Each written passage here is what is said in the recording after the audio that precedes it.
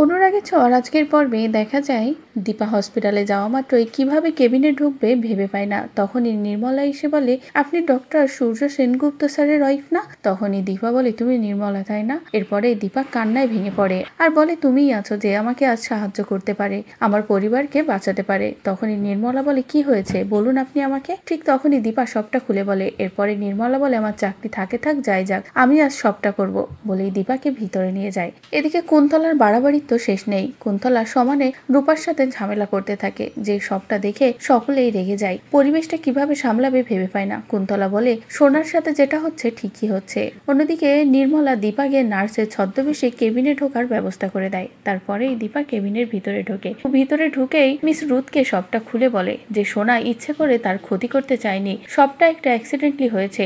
সোনা কোন পরিস্থিতির শিকার আর সোনার সাথে ঠিক কি কি ঘটেছে, যে সবটা শুনে মিস রুথ দুর্বল হয়ে পড়ে। মিস রুথ বলে, এখন আমি কি করতে পারি আপনার জন্য? আমি তো বুঝতে পারছি না, এখন তো মনে হয় অনেক দেরি হয়ে গেছে। তখনই দীপা বলে, না অনেক দেরি হয়নি, এখনো সময় আছে, আপনি আমার সাথে একবার কোর্টে গেলে সবটা ঠিক হয়ে যাবে। এরপরেই মিস রুথ তৈরি হয়ে যায় কোর্টে যাওয়ার জন্য। তারপরেই দীপা মিস রুথকে নিয়ে বেরিয়ে পড়ে। হুইল চেয়ারে মিস রুথকে বসিয়ে নেয় আর দীপা হুইল চেয়ার ঠেলতে থাকে। এক পর্যায়ে দীপার পা স্লিপ করে যখনই পড়তে যাবে তখনই মিস রুথের হুইল চেয়ারটাও এগিয়ে যায় একটা গাড়ির সামনে। এদিকে দীপা ভয় পেয়ে যায় এখনই না মিস রুথের কোনো ক্ষতি হয়। ঠিক তখনই সূর্য এসে মিস রুথকে বাঁচিয়ে নেয় আর দীপাকে বলে, আপনি এখানে? তখনই দীপা বলে, ডাক্তারবাবু এখন আমাদের এখানে বসে থাকার সময় না, এনাকে নিয়ে গেলেই আমরা সোনাকে নির্দোষ প্রমাণ করতে পারবো। এদিকে জজ সাহেব কোর্টের ভিতরে যখনই রায় ঘোষণা করতে যাবে ঠিক তখনই দীপা সেখানে মিস রুথকে নিয়ে যায় আর বলে, একটু অপেক্ষা করুন, কিছু বলার আছে। তারপরে মিস রুথ ভিতরে ঢোকে আর সকলের সামনে বলে যে সোনা ইনোসেন্ট, সোনার কোনো দোষ নেই।